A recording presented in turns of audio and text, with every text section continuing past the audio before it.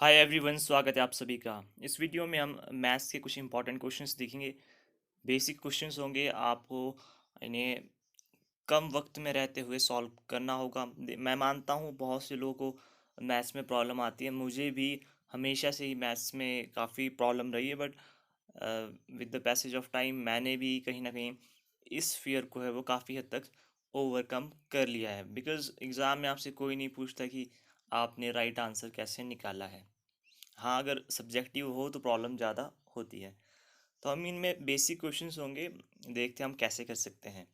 तो वीडियो को लास्ट तक देखिए। अगर आपने चैनल को सब्सक्राइब नहीं किया है तो प्लीज़ सब्सक्राइब करें। वीडियो को ज़रूर शेयर करें। अगर आपको वीडियो पसंद आती है तो प्लीज़ लाइक करें। तो आइए स्टार्ट करते हैं। देखिए, क्वेश्चंस इंग्लिश में लिखे गए हैं, बट मैथ्स में आपको पता है कि सभी समझ लेते हैं, तो कोई प्रॉब्लम नहीं होगी। मैं आपको हिंदी में भी ट्रांसलेट कर दूंगा। क्वेश्चन आपसे ये पूछा गया कि किसी नंबर का 60%, ठीक है, और उस नंबर का 3/5 36 है, तो आपको उस नंबर को मुझे बताना है। ठीक है, किसी नंबर का पहले तो 60% निकालना है। ठीक है, जब वो नंबर आएगा आपके पास तो उसका आपको 3/5 भी निकालना है, और वो किसके बराबर आएगा? वो आएगा आपके 36 के बराबर। तो देखते हैं हम कैसे कर सकते हैं। मान लीजिए अब चार ऑप्शन से आंसर तो मुझे पता है, बट मान लीजिए मैं ए के साथ स्टार्ट करता हूँ, तो 90 का मैं 60% कर लेता हूँ। ठीक है, 60% का मतलब होता है हमारा 60/100। जीरो से जीरो गई, दो तीन छः और दो पंजे 10। ठीक है, तो 3/5 ही आ गया। 60/100 का मतलब भी 3/5 ही होता है। ठीक है, पाँच पे गया, 18×5 = 90, 18×3 = 54। ठीक है, अगर हम 54 का हम अगर 60% देखें, क्योंकि 3/5 भी आपका क्या है, 60% के ही बराबर है। ठीक है, तो अब आपको पता है, अगर हम मोटा मोटा सा अपना देखें तो 54 का अगर हम 50% मान लेते हैं, 54 का 50% हमारा बन जाता है 27। ठीक है, तो 60% भी कोई इतना ही बनेगा, करीब करीब 30 के बराबर। अगर आप इसे करना भी चाहें तो कितना बनेगा? 6×4 = 24, 5×3 = 30, और ये 32.4 बनता है। ठीक है, अगर आप इसका देखेंगे, अगर आप 60% भी देखेंगे 54 का, तो 32 बनता है। तो पहला ऑप्शन तो नहीं हो सकता। अब देखते हैं दूसरा ऑप्शन। तो 100 का 60% अगर आप लेते हैं, मतलब कि 3/5। 60% मैंने आपको बताया कि 60% की वैल्यू कितनी बनती है जब आप इसे सॉल्व करते हैं, 3/5। 5 से 100 गया 20, 20×3 = 60। ठीक है, और आपको ये भी पूछा गया कि उस नंबर का आपको 3/5 भी निकालना है, जो आपके किसके बराबर आएगा? 36 के। मैंने क्या किया, 3/5 कर दिया। ये कितने में जाएगा? 12, 12×5 = 60, और 12×3 = 36। तो यही आपका जो है वो राइट आंसर होगा। ऑप्शन बी आपका राइट आंसर होगा। The product of two number is 1320। HCF दिया गया है, आपको एलसीएम बताना है। प्रोडक्ट का मतलब आपको पता है गुणनफल या गुणा। तो अब आप देखिए, जब हमारे पास फॉर्मूला, मैं आपको बताता हूँ, पर इस क्वेश्चन को हम कैसे करेंगे वो भी हम देखेंगे। फॉर्मूला होता है आपके पास HCF into LCM equal to या product of two number. Product of two numbers मतलब कि जो दो नंबर है आपके पास, उनकी गुणा किसके बराबर होती है? HCF और LCM के बराबर। ठीक है, तो यहाँ से मैंने LCM निकालना था, तो LCM कैसे निकला था? Product of two numbers divided by HCF। ठीक है, और यहाँ से आपका आंसर आ जाना था। मैंने कुछ नहीं किया, मैं इस HCF को उस साइड लेकर गया, राइट हैंड साइड को लेकर गया। तो अगर आप इस क्वेश्चन को हम देखते हैं कैसे कर सकते हैं। मान लीजिए आपको प्रोडक्ट ऑफ टू नंबर दिया गया है 1320, HCF दिया गया है 6, और LCM आपको पता करना था। तो यहाँ से LCM कितना आ जाना था आपका? 1320/6। ठीक है, 6×2 = 12, 6×2 = 12, और 0 ये गया आपका 220 पे। आंसर आ जाएगा 220। मान लीजिए आपको यही क्वेश्चन एग्जाम में आता है, मान लेते हैं हम। तो आप देखिए, जब आपको पहले पता कि दो नंबरों की गुणा गुणा आपको 1320 दी गई है। ठीक है, और आपको HCF भी दिया गया है। ठीक है, और आपको एलसीएम भी दिया गया है। तो देखिए जो आपका, आपको पता है जो 6 है वो 1320 को डिवाइड करेगा, तो मतलब 1300 से तो कम ही आएगा, करीब करीब 200 के। तो आपको देखिए 1314 तो हो नहीं सकता था, 1326, क्योंकि ये बड़े नंबर्स हैं, 1300 के बहुत नज़दीक है, और जब आप उसको 6 से डिवाइड करोगे तो वो 200 की लाइन में आना चाहिए, ठीक है। तो आप सीधा ही आंसर ऑप्शन ए भी लगा सकते थे, बट उसके लिए आपको फॉर्मूला पता होना चाहिए था। नेक्स्ट क्वेश्चन है आपका, सिंप्लीफिकेशन पे है, बहुत इजी क्वेश्चन है, देखते हैं कैसे करना है। पहले आप इसे इसको आप मल्टीप्लाई कर लीजिए, कितना आएगा 1000, जब आपने 100 को 10 से किया, माइनस 100 प्लस, और जब आपने 2000 को 100 से भाग दिया, कितना आया, 2 जीरो आपकी कट हो गई, तो कितना बचा 20, ठीक है। 1000 माइनस प्लस माइनस माइनस, आपको पता है 100 में से 20 का कितने बचे 80, और 1000 में से आप 80 घटाएंगे तो कितना आ जाता है आपके पास 920। Option is the right answer. Next question है आपके पास कि एक एग्ज़ाम में जिसमें 35% बच्चे आपके पास हो गए और जो 455 थे वो फेल हो गए, तो आपको बताना है कि कितने बच्चे जो हैं उस एग्ज़ाम में बैठे हैं, कितने कितने बच्चों ने एग्ज़ाम अपीयर किया है। तो देखिए आपको पता है 35% बच्चे तो पास हुए हैं, और नंबर दिया गया है आपके पास कि 455 बच्चे फेल हो चुके हैं। तो आपको वो नंबर पता करना है कि जिससे आप पता लगा सकें कि कितने बच्चे जो है हमारे वो इस एग्ज़ाम में बैठे थे, ठीक है। तो आप कैसे कर सकते हैं, आपको पता है ये नंबर फेल स्टूडेंट्स का दिया गया है, और अगर आप 35% तो पास हुए हैं, तो कितने बच्चे फेल हुए होंगे, बच्चे फेल हुए होंगे आपके 65%, क्योंकि 65% में अगर आप 35% जोड़ते हैं तो आपका 100% बनता है। तो 65% बच्चे फेल हुए होंगे, ठीक है, किसके, मल्टीप्लाई बाय एक्स कर लेते हैं हम, क्यों, क्योंकि ये वो नंबर होगा जो हमें फाइंड आउट करना है, ठीक है। हमें नहीं पता कि ये टोटल बच्चों के 65% बच्चे जो है वो फेल हुए हैं, ठीक है, और जो फेल हुए हैं वो बच्चे कितने हैं 455। एक्स के यहाँ पे, एक्स है आपका यहाँ पे टोटल नंबर ऑफ स्टूडेंट, मतलब कि जितने बच्चों ने एग्ज़ाम दिया है उसका 65% बच्चे फेल हो चुके हैं, और वो कितने के बराबर है 455 के। तो यहाँ से आपके पास एक्स की वैल्यू कितनी आ जाएगी, 455 गुणा 100 डिवाइडेड बाय 65।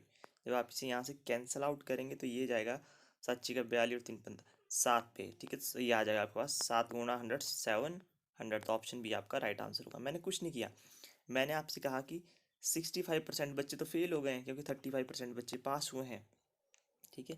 तो मैंने बोला कि 65% जो बच्चे हैं वो टोटल बच्चों के, एक्स आपका क्या है, टोटल जितने बच्चों ने एग्ज़ाम दिया है वो, ये नंबर दिया गया है आपके पास कि वो फेल हो चुके हैं, ठीक है। तो इस तरीके से अब आप इस एग्ज़ाम को सॉरी इस क्वेश्चन को निकाल सकते हैं। बहुत इजी क्वेश्चन था, बेसिक क्वेश्चन था, ऑप्शन भी आपका। आइए नेक्स्ट क्वेश्चन में आपका सिंप्लीफिकेशन, ये बहुत इजी क्वेश्चन है, देखते क्या बनता है। यहाँ पर आप एक ऑप्शन और ऐड कर लीजिएगा, अराउंड अराउंड सॉरी ऑप्शन है 30 के इक्वल भी कर लीजिएगा। तो यहाँ पर हम इसका जो है वो आपका स्क्वायर करेंगे, क्योंकि आपको यहाँ से अंडरूट कैंसिल करना है। तो मैंने क्या किया, दोनों साइड जो है आपका वो स्क्वायर कर लिया है, ठीक है। मैं डायरेक्ट बता रहा हूँ, 84 का भी स्क्वायर होगा क्योंकि दोनों साइड ही होता है ऐसे। तो यहाँ से आपको एक्स की वैल्यू निकालनी, तो एक्स कितना आ जाएगा 84 इंटू 84 डिवाइड बाई 18 इंटू 14, ठीक है। तो 18 को हम 18 पंजे 90 होते हैं, ठीक है। तो मैंने मान ली मैंने 5 पे मान लिया, जैसे कि 5 पे चला गया, ठीक है, जाएगा 5 से कम, पर मान लेते थोड़ा ऑप्शन मैंने आपको 30 भी दिया है यहाँ पर, और 14 छीके कितने होते हैं 84, ठीक है। तो ये आपके पास आ जाएगा आंसर, 6 पंजे 30 होते हैं, ठीक है। तो आंसर आपके पास आ जाएगा 30। यहाँ पर आप ऑप्शन ई भी कर लीजिएगा, या फिर मतलब नियर अराउंड ऐसे 28 आएगा, पर जब आप ऑप्शंस दूर दूर हों तो आप एक गैस लगा सकते हैं, इतनी मुश्किल नहीं होगी। आपके पास एक रेशियो का क्वेश्चन दिया गया है, आपको रेशियो ए बी दी है, बी सी दी है, आपको ए बी सी की रेशियो बतानी है। तो कैसे करते हैं इस क्वेश्चन को, 5/7, ठीक है, और 6/11, ठीक है। पहले आप इससे इसको मल्टीप्लाई करते हैं तो आंसर आएगा 5 6 30, फिर आप इसको इससे मल्टीप्लाई करते हैं तो कितना आया 42, फिर आप इसको इससे मल्टीप्लाई करते हैं तो कितना आएगा 77। तो यहाँ पर देखिए, यहाँ पर ऑप्शंस जो है वो थोड़े गलत हो गए हैं, बट मैं आपको आंसर बता रहा हूँ 30, 42 एंड 77। यहाँ पे 77 आना था, तो आपका जो है वो राइट आंसर हो जाता। ठीक है, तो आंसर हुआ आपका 30, 42 एंड 77। आप समझ गए होंगे कि आपने क्या करना था। आपने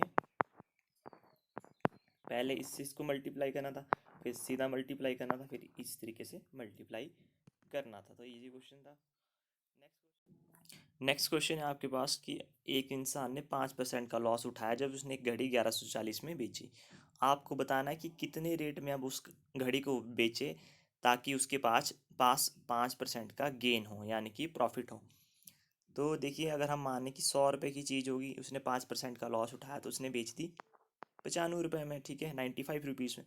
बट यहाँ पे 95 रुपीज़ नहीं, हमारे पास है कितने 1140। मतलब अगर आप 1140 को 95 से डिवाइड करते हैं, 95 के कितने गुना है वो, तो वो है 12 गुना।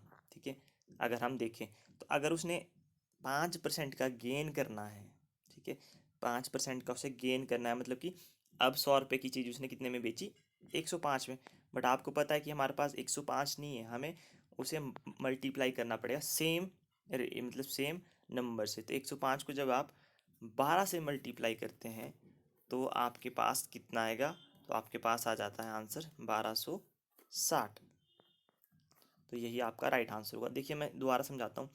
मैंने मान लिया कि 100 रुपये की चीज़ थी, 5% का लॉस हुआ, तो मतलब वो 95 में बिकी होगी। ठीक है, बट हमारे पास जो घड़ी की ओरिजिनल वैल्यू है वो कितनी है 1140, मतलब 95 की कितना गुना हुआ, वो हुआ आपके पास 12। अब मैंने कहा कि यही जो चीज़ है उसे उसे 5% प्रॉफिट पे बेचनी है। मतलब अगर वो 100 रुपये की थी पहले, तो अब उसे वो 105 पे बेचनी चाहिए। ठीक है, तो 105 को जब आप 12 से गुना करेंगे तो आपके पास आंसर आएगा ऑप्शन सी 1260। नेक्स्ट है आपके पास कि एक बजट में जो प्राइस है पेट्रोल का वो 25% बढ़ गया। तो आपको बताना है कि आपको अपना एक्सपेंडिचर यानी कि खर्चा जो है वो कितना घटाना है, कि मतलब जो आपके खर्च है, या मतलब सॉरी, आपको कंजम्पशन कितनी घटानी है कि आपका जो है वो एक्सपेंसेस ना बढ़े, मतलब आपका जो खर्चा ना बढ़े। क्योंकि अब जो पेट्रोल के प्राइसेस है वो बढ़ चुके हैं। अब हम कैसे कर सकते हैं, मान लीजिए पहले 100 रुपये का पेट्रोल आता था, अब 25% का उसमें इंक्रीज हुआ है उसके प्राइस में। तो अब 100 रुपये की चीज़ 25% के हिसाब से कितने मिलेगी, अब मिलेगी 125 में। ठीक है, तो पहले 100 की थी, अब 125 की, मतलब आपके पास कितने का गैप आ चुका है 25 रुपये का। तो अब आपको अपनी जो है वो कंजप्शन कितने हिसाब से घटानी होगी ताकि आपका जो है वो खर्चा ना बढ़े, उतना ही रहे जो जैसा आपका पहले था। तो आप क्या करेंगे, टोटल डिफरेंस कितना है 25, और अब कितने में आप उसे ले रहे हैं, क्योंकि 25% का इंक्रीज़ हुआ है। तो आपने क्या करना है 25/125, ये जाएगा 25×125, और यह आ जाएगा आपके पास 20%। मतलब आपको 20% जो है अपनी कंजप्शन घटाने पड़ेगी। ठीक है, रेट तो आपके बढ़ चुके हैं। ठीक है, मान लीजिए आप पहले 1 लीटर पेट्रोल यूज़ करते थे। ठीक है, तो अब उसका आपको 20% कम, ठीक है, यूज़ करना होगा। ठीक है, ताकि आपकी जेब से ज़्यादा पैसे ना जाएं। कहने का मतलब ये था। तो आई होप आपको ये वीडियो पसंद आई होगी। देखिए, अपना स्कोर, अपना फीडबैक ज़रूर शेयर करें, बिकॉज वही इम्पोर्टेंट होती है। तभी मुझे पता चलता है कि आप कितने मतलब वीडियो देख रहे हैं या आपको क्या पसंद नहीं आया है, ताकि मैं उसे इम्प्रूव कर सकूँ। समटाइम वॉइस का इशू होता है बिकॉज माइक नहीं होता है मेरे पास समटाइम। तो वैसे मैं जनरली धीरे ही सॉरी ज़ोर से ही बोलता हूँ, बट जब से माइक यूज़ करना स्टार्ट किया तो मुझे भी थोड़ा धीमा बोलने की आदत सी हो गई है। तो इन केस अगर आपको वॉइस का इशू होता है प्लीज़ बता दीजिए करें, अदरवाइज़ मैं खुद से ही ध्यान रखता हूँ। तो मिलते हैं आपसे नेक्स्ट वीडियो में। Till then have a good time, take care.